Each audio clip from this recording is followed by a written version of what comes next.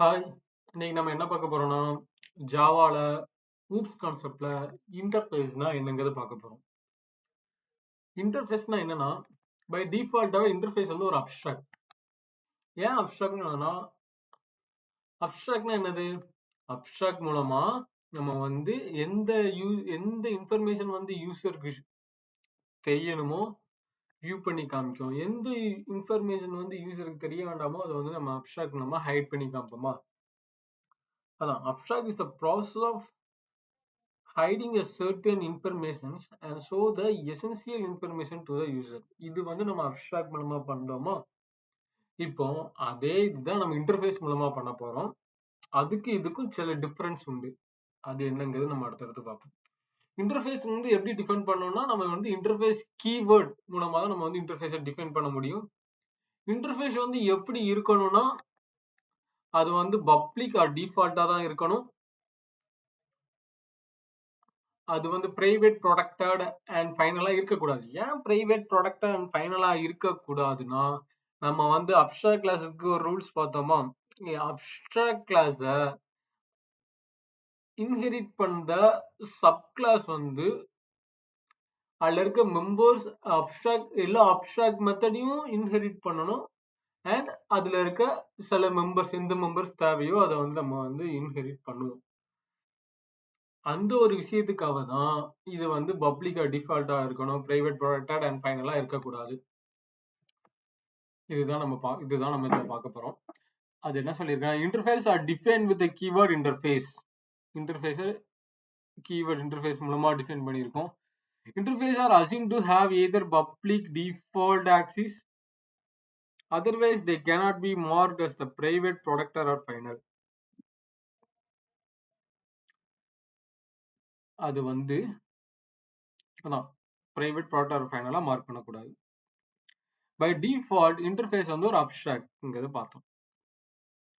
இன்டர்ஃபேஸ்ல என்னெல்லாம் இருக்கும்? What is interface? எனக்கு இன்டர்ஃபேஸ்னா என்ன? எனக்கு அப்ஸ்ட்ராக்ட்னா அப்ஸ்ட்ராக்ட் கிளாஸுங்க தெரியும். கிளாஸுக்கு மேல அப்ஸ்ட்ராக்ட்னு போட்டா அது வந்து அப்ஸ்ட்ராக்ட் கிளாஸ். இன்டர்ஃபேஸ்னா என்ன அப்படிங்கிறத பார்ப்போம். இன்டர்ஃபேஸ் வந்து ஒரு special type of abstract class that contain என்னெல்லாம் இருக்கும்னா, அப்ஸ்ட்ராக்ட் மெத்தட் இருக்கும், டிஃபால்ட் மெத்தட் இருக்கும், ஸ்டாட்டிக் மெத்தட் இருக்கும், ஒரு கான்ஸ்டன்ட் வேரியபிள் இருக்கும். அதுல அப்ஸ்ட்ராக்ட்ல கிரியேட் பண்ண வேரியபிள் டிஃபால்ட்டாவே என்னதான் இருக்கும்னா பப்ளிக், ஸ்டாட்டிக் அண்ட் ஃபைனலா இருக்கணும். பப்ளிக் வந்து எதுக்குன்னா ஆக்சிஸ், பப்ளிக் எதுல இருந்து வேணாலும் ஆக்சஸ் பண்ணிக்கலாம். ஸ்டாட்டிக்னா என்னன்னா, கிளாஸோ ஒரு ஆப்ஜெக்ட் ரெஃபரன்ஸ் இல்லாம அந்த கிளாஸோ இன்டர்ஃபேஸ் மூலமாக அந்த வேல்யூ அந்த வேல்யூவை நம்ம வந்து இன்வோக் பண்ண முடியும். ஃபைனல்னா ஷுட் பி கான்ஸ்டன்ட். இப்போ வந்து நம்ம இன்டர்ஃபேஸ்னா என்னங்கிறத பார்க்க போறோம். இந்த பாயிண்ட்டுக்குள்ள இருக்க நம்ம கோடை பார்ப்போம். இந்த பாயிண்ட்ல என்ன சொல்லியிருக்கோம்? Is a special type of abstract class that contains following abstract method, default method, static method, constant variable. Constant variable எப்படின்னா பப்ளிக் ஸ்டாட்டிக் ஃபைனலா இருக்குங்கிறது சொன்னோமா? இப்போ இந்த இது கோடை பார்ப்போம். இப்போ வந்து இந்த இது ஒரு இன்டர்ஃபேஸ் சுந்தர்ங்க ஒரு இன்டர்ஃபேஸ் கிரியேட் பண்ணியிருக்கேன். அந்த சுந்தர்ங்க இன்டர்ஃபேஸ்க்குள்ள என்னெல்லாம் இருக்குன்னா, ஒரு அப்ஸ்ட்ராக்ட் மெத்தட் இருக்கு, ஒரு டிஃபால்ட் மெத்தட் இருக்கு, ஒரு ஸ்டாட்டிக் மெத்தட் இருக்கு, வேற ஒரு கான்ஸ்டன்ட் வேரியபிள். நம்ம ஒரு கான்ஸ்டன்ட் வேரியபிள் இருக்கு, அது பை டிஃபால்ட்டா என்ன இருக்குன்னா பப்ளிக் ஸ்டாட்டிக் ஃபைனலா தான் இருக்கும் இன்டர்ஃபேஸ்க்குள்ள. அதுக்கப்புறம் என்ன பார்த்தோம்? சப் கிளாஸ் வந்து அத இன்டர்ஃபேஸை இம்ப்ளிமெண்ட் பண்ணக்கூடிய சப் கிளாஸ் வந்து அதுல இருக்க எல்லா அப்ஸ்ட்ராக்ட் மெத்தடையும் டிஃபால்ட்டாவே இம்ப்ளிமெண்ட் பண்ணிரும். அப்ஸ்ட்ராக்ட் மெத்தட் வந்து டிஃபால்ட்டாவே பப்ளிக்கா இருக்கும். ஏன் பப்ளிக்கா இருக்கும்னா, நம்ம வந்து அதுல இருக்க சூப்பர் கிளாஸ் மூலமா தானே நம்ம வந்து அப்ஸ்ட்ராக்ட் மெத்தடை வந்து ஓவர் ரைட் பண்ணுவோம். அதனால பை டிஃபால்ட்டாவே அது வந்து பப்ளிக்கா தான் இருக்கும். நம்ம வந்து ஒரு கிளாஸை இன்னொரு கிளாஸ்க்குள்ள இன்ஹெரிட் பண்ணணும்னா நம்ம வந்து எக்ஸ்டென்ஸ் த கீவேர்ட் பார்த்தோம். ஒரு இன்டர்ஃபேஸை ஒரு கிளாஸ்க்குள்ள இன்ஹெரிட் பண்ணணும்னா அது எப்படி எது வழியா பாசிபிள் ஆகும்னா இம்ப்ளிமெண்ட்ஸ் இந்த வழியா மட்டும்தான் பாசிபிள் ஆகும். அதனாலதான் ஒரு இன்டர்ஃபேஸை இன்ஹெரிட் பண்ண இம்ப்ளிமெண்ட்ஸ் அப்படிங்கிற கீவேர்ட் யூஸ் பண்ணியிருக்கோம்.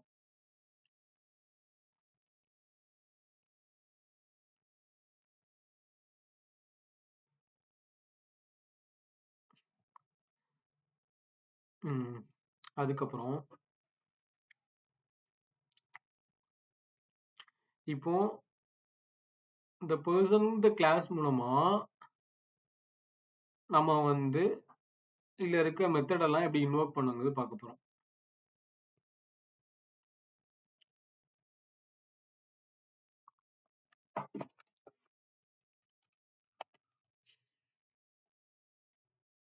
ப்ரோக்ராம் ரன் பண்றேன். இப்போ வந்து பர்சன் ஒரு கிளாஸ் இருக்கு. அதோட இன்ஸ்டன்ஸ் தான் என்னன்னா பர்சன். பி வந்து ஸ்மால் லெட்டர், இந்த பர்சன் இது பி வந்து ஸ்மால் லெட்டர்ல கொடுத்துருக்கேன். பர்சன் டாட் ஒர்க்கிங் த மெத்தடை வந்து நான் வந்து இன்வோக் பண்ணுதேன். இது வந்து ஒரு அப்ஸ்ட்ராக்ட் மெத்தட். பர்சன் டாட் ஈட்டுங்கிறது வந்து ஒரு டிஃபால்ட் மெத்தட். டிஃபால்ட் மெத்தட் வந்து ஆட்டோமேட்டிக்கா கிளாஸ்க்குள்ள இம்ப்ளிமெண்ட் ஆயிரும். டிஃபால்ட் மெத்தட் எதுல இருக்கும்னா இன்டர்ஃபேஸ்ல தான் இருக்கும். கிளாஸ்ல நம்ம வந்து ஒரு டிஃபால்ட் மெத்தட் கொடுக்க முடியாது. ஏங்க அதுக்கப்புறம் பார்ப்போம். இது வந்து ஒரு ஸ்டாட்டிக் மெத்தட். நம்ம சொன்ன மாதிரி ஸ்டாட்டிக் மெத்தடை வந்து எப்படி நம்ம வந்து இன்வோக் பண்ணலாம்னா இன்டர்ஃபேஸ் நேமை வச்சோ கிளாஸ் நேமை வச்சு தான் நம்ம வந்து ஸ்டாட்டிக் மெத்தடை வந்து இன்வோக் பண்ண முடியும். அதுல ஆப்ஜெக்ட் ரெஃபரன்ஸை வச்சு நம்ம வந்து ஸ்டாட்டிக் மெத்தடை இன்வோக் பண்ண முடியாது. அதுக்கு இதெல்லாம் ஒரு இன்டர்ஃபேஸ்க்குள்ள இருக்கக்கூடிய விஷயங்கள். இல்ல வந்து எல்லாமே இருக்கணுமா அப்படிங்கறது கேட்டா நம்மளுக்கு தேவைக்கு தகுந்த மாதிரி எது தேவையோ அது மட்டும் இருந்தா போதும்.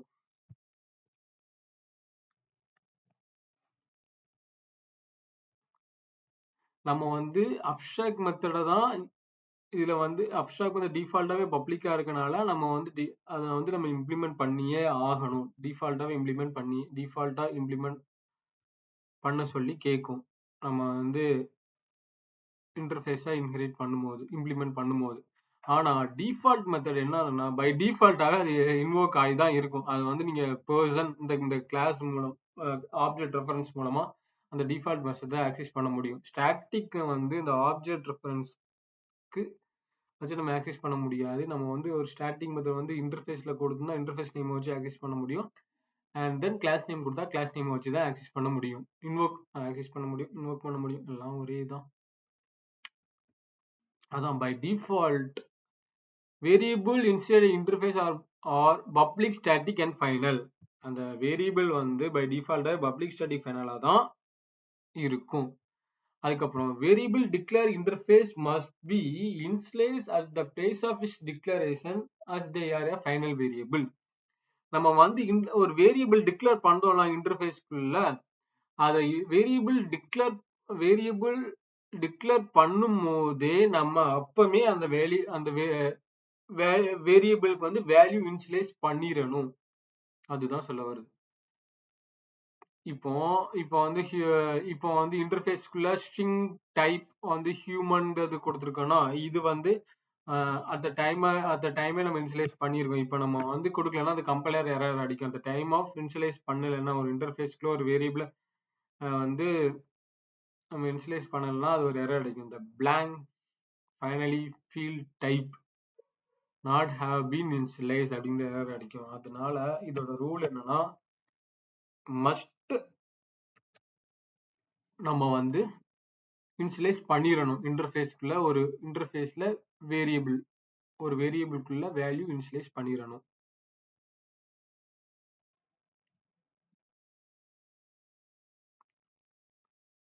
அடுத்து by default abstract method instead interface are public. நான் சொன்னேன்ல அப்ஸ்ட்ராக்ட் மெத்தட் ஏன் பப்ளிக்கா இருக்குங்கிற ஒரு எக்ஸ்பிளனேஷன் அப்படியே கொடுத்துருந்தோம். அதான் பை டிஃபால்ட்டாவே அப்ஸ்ட்ராக்ட் மெத்தட் வந்து ஒரு பப்ளிக்கா இருக்கும். அடுத்து இன்டர்ஃபேஸ் கேனாட் பி இன்ஸ்டன்டேட்டட். இன்டர்ஃபேஸ் வந்து நம்ம உடனடியா இன்ஸ்டன்டேட்டட் பண்ண முடியாது. இன்டர்ஃபேஸை எப்படி நம்ம வந்து அதுல இருக்க வேல்யூ இன்வோக் பண்ண முடியும்னா அதுல இருக்க சப் கிளாஸ் மூலமா வச்சுதான் அதுல இருக்க வேல்யூ வந்து நம்ம இன்வோக் பண்ண முடியும். அப்படியே எது மாதிரி அப்ஸ்ட்ராக்ட் கிளாஸ் மாதிரி தான். The first concrete subclass must provide implementation for all the inherited abstract method defined in a interface. இது வந்து அப்ஸ்ட்ராக்ட் கிளாஸ்ல இருக்க அதே ரூல் தான். ஃபர்ஸ்ட் காங்கிரேட் சப் கிளாஸ் என்ன implement பண்ணியிருக்கணும்னா, implement all the inheritor abstract method defined in an interface. இன்டர்ஃபேஸ்ல இருக்க எல்லா abstract மெத்தடையும் அந்த சப் கிளாஸ் வந்து கண்டிப்பா இம்ப்ளிமெண்ட் பண்ணி இருக்கணும்.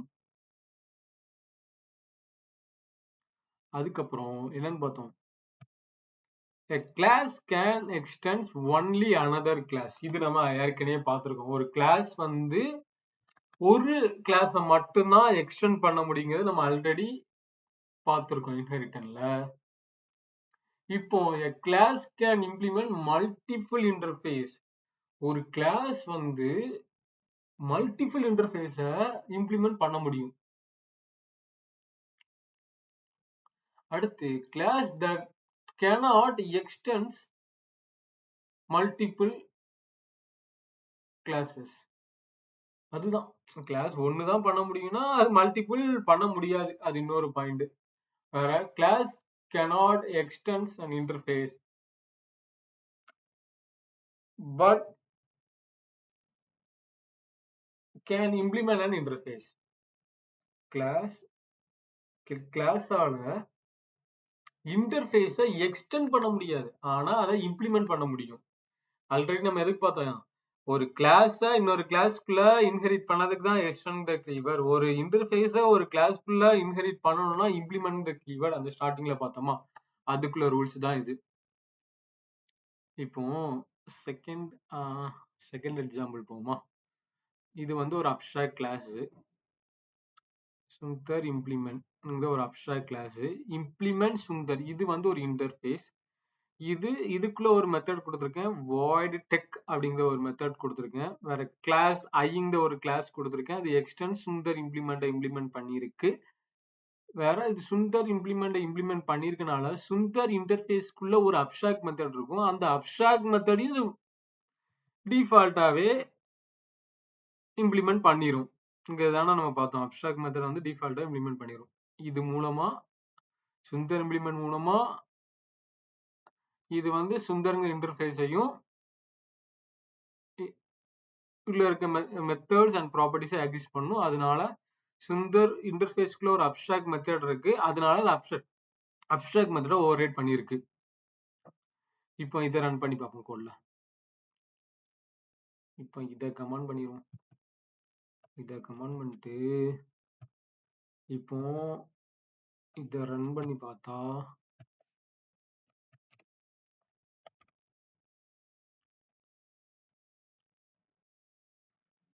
இப்போ இதுக்குள்ள என்ன இருக்குன்னு பாருங்களேன். இந்த கிளாஸ்க்குள்ள என்ன, இந்த கிளாஸ் மூலமா எதெல்லாம் நம்ம இன்ஹெரிட் பண்ண முடியும்னா, டெக் இந்த இதையும் நம்ம வந்து இன்ஹெரிட் பண்ண முடியும். அதுக்கப்புறம் சுந்தர் இன்டர்ஃபேஸ்ல இருக்க அப்ஸ்ட்ராக்ட் மெத்தடையும் நம்ம வந்து இன்ஹெரிட் பண்ண முடியும். அதுக்கப்புறம் என்ன பண்ணியிருக்கேன், டெக் பண்ணியிருக்கேன், ஒர்க் பண்ணியிருக்கேன். அடுத்து சுந்தர்ல ஈட்டுங்கிற எதுவும் மெத்தட் இருக்கா? ஆமா, சுந்தர்ல ஈட்டுங்கிற ஒரு டிஃபால்ட் மெத்தட் இருக்கு. அந்த மெத்தடையும் அது வந்து இன்வோக் பண்ண முடியும்.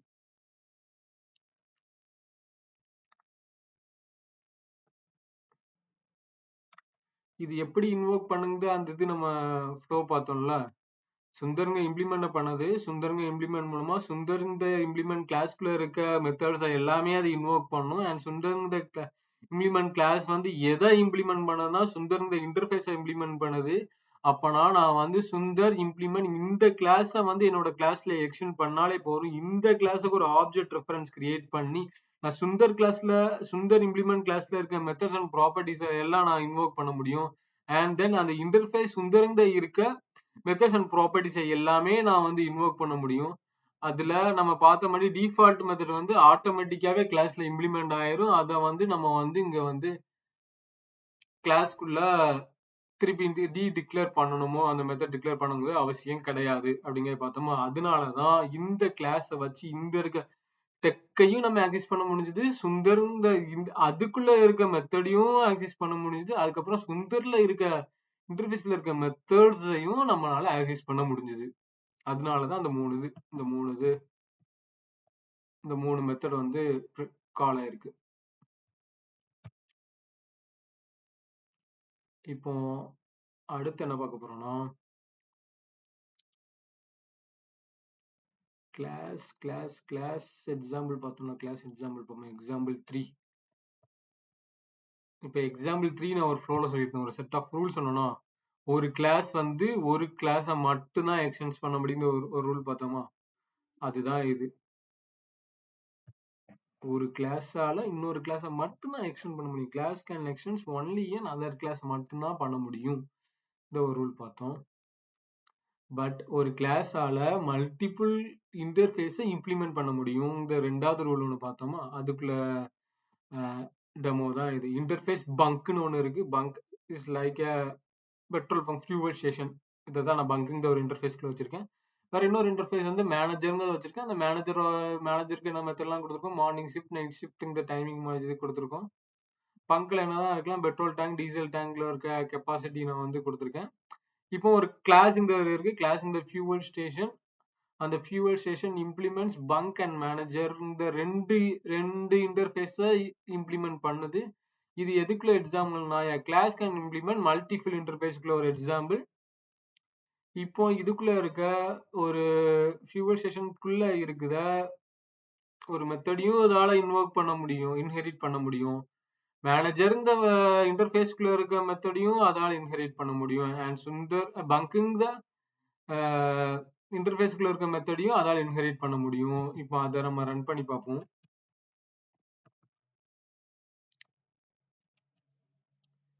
இது வந்து ஆக்சுவலா எதுக்குள்ள ரூல்ஸ் நம்ம வந்து பண்ணிட்டு இருக்கோம். Class can extends only another class. இது ஒரு rule. A class can implement a multiple interface. இது ஒரு ரூல். இந்த ரூலுக்கு இப்போ இது பார்த்தோமா. வேற இன்னொன்னு, ஒரு கிளாஸ் ஒன்னதான் எக்ஸ்டெண்ட் பண்ணணும்னா இன்னொரு கிளாஸ் எக்ஸ்டென்ஸ் மல்டிபிள் கிளாஸ் பண்ண முடியாதுன்ற ஒரு ரூல். அதுக்கப்புறம் என்ன பார்த்தோம், class can extends and cannot extend interface but implement an interface. இது நம்ம ஏற்கனவே பார்த்தோமா. ஒரு கிளாஸ் இன்னொரு கிளாஸா இருந்தா மட்டும் தான் எக்ஸ்டெண்ட் த கீவேர்ட் பாசிபிளா இருக்கும். எக்ஸ்டெண்ட் த கீவேர்ட் யூஸ் பண்ணணும். ஒரு இன்டர்ஃபேஸை இன்னொரு கிளாஸ்ல இன்ஹெரிட் பண்ணணும்னா இம்ப்ளிமெண்ட் த கீவேர்ட் யூஸ் பண்ணணுங்க பார்த்தோம்ல. இப்போ அதுதான் இந்த 3 ரூல்ஸ் தான் இப்போ நான் வந்து இந்த ப்ரோக்ராம் ரன் பண்ணி பார்க்க போறேன். இப்போ வந்து நான் அதை எப்படி ஆக்சஸ் பண்ணியிருக்கேன்னா, ஃபியூவல் ஸ்டேஷன் தான் ஒரு கிளாஸ். இந்த கிளாஸ் வந்து மூலமா எதுல இருக்கெல்லாம் ஆக்சஸ் பண்ணுதோனா, இந்த எம்எஸ் டேங்க், ஹெச்எஸ்டி டேங்க் வந்து எதுல இருக்கு, பங்கிங் த இன்டர்ஃபேஸ்ல இருக்க மெத்தட்ஸ், அந்த மெசேஜ் ஆக்சஸ் பண்ணதும் அடுத்து இன்னொரு இன்டர்ஃபேஸ் மேனேஜருங்க ஒரு இன்டர்ஃபேஸ்ல இருக்க மெத்தட்ஸையும் ஆக்சஸ் பண்ணுதோம். அடுத்து அந்த கிளாஸ்க்குள்ள இருக்கிற அதோட மெத்தடையும் நம்ம ஆக்சஸ் பண்ணுதோம். இந்த இருக்கா இன்டர்ஃபேஸ்க்குள்ள இருக்க மெத்தடு, திருப்பி இன்னொரு இன்டர்ஃபேஸ்க்குள்ள இருக்க மெத்தடு. இந்த கிளாஸ் கனெக்ஷன்ஸ் மல்டிபிள் இன்டர்ஃபேஸ் இருக்கா, அதனால அது மூலமா பங்க் அண்ட் மேனேஜர் மெத்தடையும் நம்மளால ஆக்சஸ் பண்ணுதோம். இப்போ இந்த ப்ரோக்ராம் வந்து ரன் பண்ணி பார்த்தீங்கன்னா என்ன இருக்கு, MS HST tank capacity 16 KL, HST tank capacity 22 KL, nights morning shift night shift இன்னும் கொஞ்சம் பிரிண்ட் பண்ணும்போது நல்லா டிஃபைன் பண்ணி சொல்லியிருக்கலாம் இது என்னங்கன்னு சொல்ல மாதிரி. வேற இன்ஃபர்மேஷன் அபவுட் ஃபியூவல் ஸ்டேஷன், இது எல்லாமே எப்படி பண்ணணுங்க இதோட ரூல்ஸை நம்ம பார்த்தோம். இப்போ அடுத்து என்ன பார்க்க போறோம்னா, class can extends another class and also implement an interface, then the keyword extends must be appears